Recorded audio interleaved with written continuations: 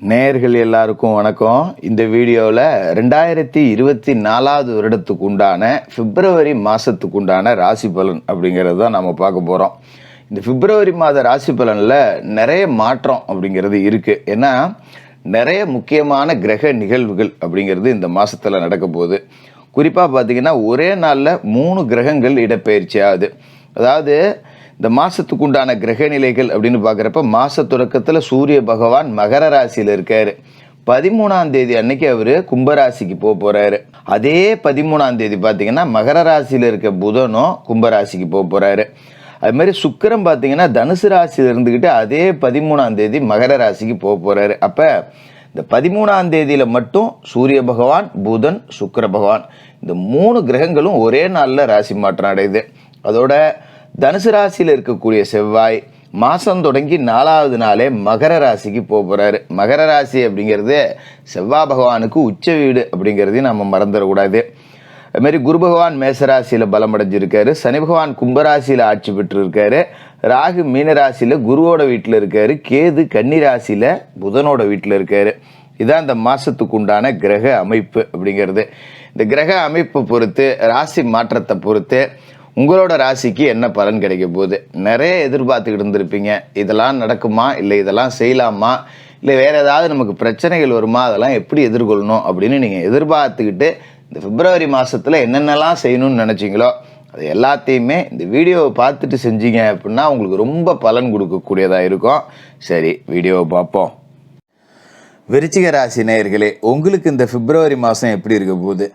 அர்த்தாஷ்டம சனியோட ஆதிக்கம் இருந்தாலும் கூட அது இருக்குன்னே தெரியாத அளவுக்கு ஒரு விஸ்வரூப வளர்ச்சி அப்படிங்கிறது இந்த பிப்ரவரி மாதத்தில் உங்களுக்கு இருக்க போகுது. இன்னும் சொல்லப்போனால் கொடிகட்டி பறக்க போகிறீங்க அப்படின்னே சொல்லலாம். என்ன ஜோசியரை இப்படி சொல்கிறீங்க, அப்படி இதில் ஒன்றுமே இல்லையே, என்ன அர்த்தாஷ்டம சனி இருக்குது இந்த நேரத்தில் இப்படி சொல்கிறீங்களே, குரு பகவானும் பார்த்தீங்கன்னா ஒன்றும் பெருசாக ஒரு சிறந்த இடத்துல இல்லையே, 6ஆம் இடத்துல குரு இருக்காரு, என்ன நீங்கள் இப்படி சொல்கிறீங்க அப்படின்னு கேட்கலாம். ஏன்னா 6ல் குரு அப்படின்னா ஊரில் பகை. கடந்த காலகட்டத்திலே அதெல்லாம் இருந்திருக்கும். நண்பர்கள் பகையாக இருப்பாங்க, அரசியல் ரீதியாக வீழ்த்தப்பட்டிருப்பீங்க, உங்களை சுற்றி நிறைய சதிகள் நடந்திருக்கும், அலுவலகத்தில் வேலை செய்கிற இடத்துல எவனாவது ஒருத்தன் போட்டு கொடுத்து நம்மளை மன உளைச்சலுக்கு ஆளாக்கியிருப்பாங்க. இது எல்லாமே கடந்த காலகட்டத்தில் நடந்திருக்கும். இருந்தாலும் இதை எல்லாத்தையும் தாண்டி நீங்கள் எப்படி ஜெயிக்க போகிறீங்க? ஏன்னா அர்த்தாஷ்டம சனியும் இருக்குது, குருவும் 6ல் தானே இருக்கார். அர்த்தாஷ்டம சனியும் கெடுதல் தான், 6ல் குருனாலும் சரியில்லாத அமைப்பு தானே, குரு தான் மறைஞ்சிட்டாரு, எப்படி நல்லா இருக்கீங்க அப்படின்னு நீங்கள் கேட்கலாம். மாதம் தொடங்கி 4வது நாள் மகர ராசிக்கு ராசி அதிபதி செவ்வாய் போகிறாரு. செவ்வாய்க்கு அது உச்ச வீடு. ராசிநாதன் செவ்வாய் உச்சமடைகிற இந்த நேரம் அப்படிங்கிறது தொட்ட காரியங்கள் எல்லாத்துலேயும் வெற்றி கிடைக்கக்கூடிய நேரம். தொழில் ரீதியாக எந்த முயற்சி எடுத்தாலும் அதில் உச்சபட்ச வருமானம் அப்படிங்கிறது உங்களுக்கு கிடைக்கும். அது மாதிரி போட்டிகள் அப்படிங்கிறதே இருக்காது. நம்ம சாதாரணமாக ஒரு வேலை செஞ்சோம் அப்படின்னா அதுக்கு போட்டிக்கு ஒருத்தன் வருவான், நமக்கு இடைஞ்சல் பண்ணுறதுக்குன்னே வரீங்களேடா அப்படிங்கிற மாதிரி தான் இருக்கும். செவனேன்னு ஒரு பொருள் சும்மா கிடக்கும், அதை எவனும் சீண்டி கூட பார்த்துருக்க மாட்டான். நம்ம போய் அதை எடுத்தோன்னு வச்சுக்கிங்களேன், இன்னொருத்தன் வந்து எனக்கும் வேணும்பா, இப்படி தான் வாழ்க்கை அப்படிங்கிறது ஓடி இருக்கும். அந்த மாதிரி போட்டிகள்லாம் விளங்கிடும். சாதாரணமாக பார்த்தீங்கன்னா வீட்டில் யாருமே டிவி போட்டிருக்க மாட்டாங்க. நம்ம போய் டிவி ஆன் பண்ணோம்னா வேறு சேனல் மாற்றுன்னு கூட பிறந்தவங்க வந்து ரிமோட்டை எடுத்துகிட்டு போயிடுவாங்க. இப்படி தான் பிரச்சனை அப்படிங்கிறது வரும். ஏன்டா இம்மா நேரம் சும்மா தானடா கிடந்துச்சு, நான் போடுறப்ப தான் உங்களுக்கும் போடணும்னு தோணுமா அப்படிங்கிற மாதிரி இருக்கும். அந்த போட்டிகள், தொழில் ரீதியான போட்டிகள், அலுவலகத்தில் போட்டிகள் எல்லாமே விலகும். உங்களை போட்டு கொடுத்துக்கிட்டே உங்கள் கூடயே இருந்து குழி பறிச்சவங்க எல்லாருமே இப்போ உங்ககிட்டேருந்து விலகி ஓட போகிறாங்க. அதே மாதிரி உங்களோட புகழ் அப்படிங்கிறது கூடும். நல்ல காரியங்கள் நிறைய விஷயங்களை செய்வீங்க. அலுவலகத்தில் வேலை செய்யக்கூடிய இடத்துல மேலதிகாரிகளோட பாராட்டுகள் அப்படிங்கிறது உங்களுக்கு உற்சாகத்தை கொடுக்கறதா இருக்கும். ஒரு பெரிய பிரச்சனை அலுவலகத்தில் நடக்கும், அதுக்கு நீங்கள் தான் தீர்வு சொல்ல போகிற மனிதராக இருப்பீங்க. அதனால் இந்த ஆளை சூப்பராக செத்த நேரத்தில் முடிச்சுட்டாங்கய்யா, எவ்வளோ இவ்வளோ நாளாக கண்டுக்காமல் விட்டோம் அப்படின்னு சொல்லி உங்களை முன்னிலைப்படுத்துவாங்க. ஒரு 10 ரூபா சம்பளம் கூட கொடுக்கறது, ஒரு ப்ரமோஷன் கொடுக்கறது, இந்த மாதிரியான வாய்ப்புகள் எல்லாமே கிடைக்கும். அதுமாரி பூர்வீக சொத்தில் வீடு கட்டக்கூடிய யோகம் அப்படிங்கிறது இருக்குது. ஏன்னா செவ்வாய் வந்து பூமிகாரகன் அப்படிங்கிறத மறந்துடக்கூடாது. இப்போ அந்த பூமிகாரகன் உங்களோட ராசி அதிபதி உச்சமடைகிறாரு அப்படிங்கும்போது பல காலகட்டமாக பூர்வீக சொத்தில் வீடு கட்ட முடியாமல் இருந்திருக்கோம், இல்லைனா வீடு பாலடைஞ்சு போய் கிடந்திருக்கும், இடித்து போட்டு வச்சுருந்துருப்பீங்க, இடிக்க முடியாமல் சும்மா கிடந்திருக்கும். அப்படி இருந்த மனையெல்லாம் இதுக்கு மேலே சீர்திருத்தப்பட போகுது. இல்லைனா பூர்வீக சொத்து நிலம் ஏதாவது கேஸில் கிடந்திருக்கும், இப்போ ஜெயிச்சு உங்கள் கைக்கு வரும். அப்போ மண்ணு மனையால் உங்களுக்கு 10 ரூபா காசு பணம் அப்படிங்கிறது சம்பாதிக்கக்கூடிய நேரம் அப்படிங்கிறது வந்துருச்சு. துணிச்சல் நிறையா இருக்கும். எது வந்தாலும் பார்த்துக்கலாம்டா அப்படின்னு எந்த ஒரு காரியத்திலையுமே இறங்கிடுவீங்க. வாடா பார்த்துக்கலாம் அப்படின்னு. அது வந்து மேசராசி விருச்சிக ராசிக்காரர்களுக்கே உண்டான துணிச்சல். செவ்வாயை ராசி அதிபதியாக கொண்டவர்கள் நெருப்பு மாதிரி தான். ஒரு விஷயத்தை இப்படி தான் இருக்கணும்னா அப்படி தான் இருக்கணும், அதுலேருந்து பின்வாங்கிறதுக்கு வேலையே கிடையாது அப்படிங்கக்கூடிய ஆட்கள். உங்கள் மனசுக்கு தகுந்த மாதிரியே எல்லாமே நடக்கும். அதுமாரி வெளிநாட்டிலேருந்து பெரிய பெரிய நிறுவனங்கள்லேருந்து அழைப்பு வரும், கொஞ்சம் மனக்குழப்பம் வரும். என்ன ஜோசியரை வெளிநாட்டிலேருந்து அழைப்பு வந்தால் எனக்கு எதுக்கு மனக்குழப்பம் வரும் அப்படின்னு நீங்கள் கேட்கலாம். அது எப்படின்னா, நம்ம சும்மா இருந்தப்போ ஒருத்தனும் கூப்பிட்டுருக்க மாட்டான். இப்போ நம்ம நல்லா ஒரு தொழில் செய்வோம், இல்லை ஒரு நல்ல வேலைக்கு போய் 10 ரூபா சம்பாதிப்போம். இந்த நேரத்தில் இன்னொரு ஆஃபர் வரும். இதை பிடிச்சிக்கிறதா அதை விட்டுறதா, இல்லை அதை பிடிச்சிக்கிட்டு இதை விட்டுறதா அப்படின்னு ஒரு குழப்பம் வரும்.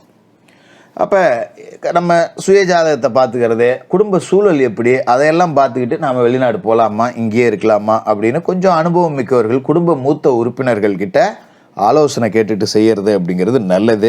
அதுமாதிரி வியாபாரம் தொழில் செய்யக்கூடியவர்களுக்கு லாபம் நல்லபடியாக இருக்கும். மேலதிகாரிகள் மனசில் இடம் பிடிச்சிருவீங்க. அரசியல் துறையில் இருக்கிறவங்க கோலோச்சலாம். ஏன்னா அரசியல் துறைக்கு ஆதிபந்தம் கொண்ட ராசி அதிபதி உச்சமடைகிறாரு அப்படிங்கும்போது அற்புதமான யோக பலன்கள் அப்படிங்கிறது இருக்குது. இந்த நேரத்தில் உங்களோட அர்த்தாஷ்டம சனி அப்படிங்கிறதே சுத்தமாக மறைஞ்சு போயிடும். இருந்தாலும் அந்த அர்த்தாஷ்டம சனி குணம் காட்டணும் இல்லையா? அப்போ என்ன பண்ணோம் அப்படின்னா, நம்ம குடுன்னு வேகமாக ஓடிக்கிட்டு இருப்போம், வாழ்க்கையை நோக்கி வேகமாக முன்னேறிக்கிட்டு இருப்போம். திடீர்னு உடம்பு சரியில்லைன்னு 2 நாளைக்கு படுக்க போடும். சரி பரவாயில்ல போ அப்படின்னு அதை ஏற்றுக்கிறது தான் நல்லது. ஆனால் பெரிய அளவில் பாதிப்பு இல்லை. சாதாரணமாக ஒரு 500 ரூபாய்க்கு ஊசி போட்டோமா, 2 நாளைக்கு மாத்திரை சாப்பிட்டு படுத்தோமா, ரெஸ்ட் எடுத்தோமா சரியாக போயிடும் அப்படிங்கிற நிலைமையில தான் இருக்கும். அதுமாதிரி குரு பகவான் வந்து உங்களோட ராசிக்கு தன பஞ்சமாதிபதி. அவர் வந்து 6வது வீட்டில் இருக்கார். அவரோட பார்வைங்கிறது தனஸ்தானத்தில் இருக்குது. காசு பணத்துக்கு பஞ்சம் இல்லை. அவர் இருக்கிற இடம் சரியில்லைனாலும் அவர் பார்க்குற இடம் நல்லா இருக்குது அப்படிங்கிறதால பெயர் புகழுக்கு பஞ்சம் இருக்காது. அதுமாதிரி மாத தொடக்கத்தில் பார்த்தீங்கன்னா மகர ராசியில் புதனும் சூரியனும் சேர்ந்துக்கிட்டு புத ஆதித்ய யோகத்தை கொடுக்குறாங்க. 13ஆம் தேதி வரைக்கும் அங்கே தான் இருக்க போகிறாங்க. ஏன்னா கல்வி சம்பந்தமான முயற்சிகள் எல்லாமே இப்போ வெற்றி அடையும். மாமன் மைத்தினர் வழியில் மங்கள நிகழ்ச்சிகள் நடக்கும். இந்த காலகட்டத்தில் தான் அத்தை பொண்ணு மாமன் பொண்ணை கல்யாணம் பண்ணணுன்னா பண்ணலாம். இல்லை அத்தை வீட்டில் ஒரு பொண்ணு இருக்குது, இல்லை ஒரு பையன் இருக்கான், அவங்க கூட எனக்கு ஒரு காதல் உறவு இருக்குது, அதை வீட்டில் பேசி முடிக்கலாம் அப்படின்னா இந்த மாதிரி நேரத்தில் பேசுனீங்கன்னா பெரிய அளவில் சண்டை சச்சரவு எதுவும் இல்லாமல் உறவுகள் பிரியாமல் எல்லாரும் ஒன்று கூடி கல்யாணம் பண்ணிக்கலாம். அதுமாதிரி சுக்கிர பகவான் பார்த்தீங்கன்னா 13ஆம் தேதி வரைக்கும் தனுசு ராசியில் இருக்கார். ராசிக்கு 7க்கும் 12க்கும் அதிபதியானவர் 2வது வீட்டில் இருக்கும்போது விரயத்துக்கு தகுந்த வரவு இருக்கும். ஆடை ஆபரண சேர்க்கை இருக்கும். நகை நட்டு சேரும். ஒரு பேங்க்கில் கொண்டு 10 பவுன் அடவு வச்சுட்டேன், இத்தனை நாளாக வட்டி தான் கட்டிக்கிட்டு இருக்கேன், என்னால் மூக்க முடியல அப்படிங்கிறவங்க கூட நகை நட்டை மூட்டு வந்து வீட்டில் வச்சிடலாம். நிறைய விருந்து விசேஷங்கள் நடக்கும், நிறைய பத்திரிக்கை வரும், நிறைய துணிமணி உங்களுக்கு சேரும். இப்படியெல்லாம் ஒரு யோக அமைப்பு அப்படிங்கிறது இந்த மாதத்தில் இருக்குது. இருந்தாலும் அர்த்தாஷ்டம சனி இருக்கும்போது நாம் என்ன செய்யணும் அப்படின்னா, எதையுமே முக்கிய முடிவுகள், சுபகாரிய பேச்சுவார்த்தைகள், தொலைதூர பயணங்கள், ஒரு புது ஒப்பந்தங்கள், தொழில் ரீதியான முக்கிய முடிவுகள் இதெல்லாம் எடுக்கும்போது கொஞ்சம் அனுபவம் மிக்கவர்களோட ஆலோசனையை கேட்கணும்.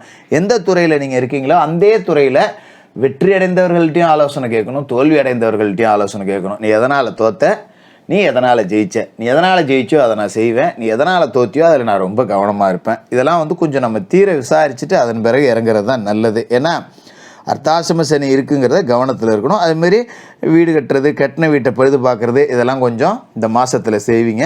தாயாரோட உடல் ஆரோக்கியத்தில் கவனமாக இருக்கணும். அர்த்தாசிரம சனி அப்படிங்கிறது சொல்கிறது அதை தான். பெற்றோர்களில் முக்கியமாக தாயார் வந்து வயதானவர்கள் இருந்தாங்கன்னா அவங்களுக்கு சாதாரண ஜுரம் காய்ச்சல்னா கூட உரிய மருத்துவரை பார்த்து சிகிச்சை எடுக்கிறது நல்லது. இல்லை சாதாரண ஜுரம் தான் காய்ச்சல் தான் 2 நாளைக்கு வீட்டில் மாத்திரையை போடு மருந்தை போடுன்னு கை வைத்தியம் செய்கிறவெல்லாம் வச்சு விடாது. குறிப்பாக ரத்த அழுத்தம், சர்க்கரை இதெல்லாம் இருந்ததுன்னா உரிய பரிசோதனை அப்படிங்கிறது செஞ்சுக்கிறது நல்லது. மற்றபடி தினமும் குளிச்சு முழிவிட்டு முருகப்பெருமானை வணங்கிட்டு உங்களோட பணிகளை தொடங்கணும். பிப்ரவரி மாதம் 9ஆம் தேதி தை அமாவாசை வருது. அந்த நாளில் முன்னோர்களுக்கு செய்ய வேண்டிய தர்ப்பணங்களை முறையாக செஞ்சுட்டு அமாவாசை நாளில் விநாயக பெருமானை வணங்கிட்டு ஒரு 9 ஏழைகளுக்கு அன்னதானம் பண்ணுங்க. இதை செஞ்சிட்டாலே இந்த பிப்ரவரி மாதம் அப்படிங்கிறது உங்களுக்கு நல்ல வளர்ச்சியை கொடுக்க போகிற ஒரு உன்னதமான மாதமாக இருக்கும். விருச்சிக ராசிக்காரர்களுக்கு வாழ்த்துக்கள்.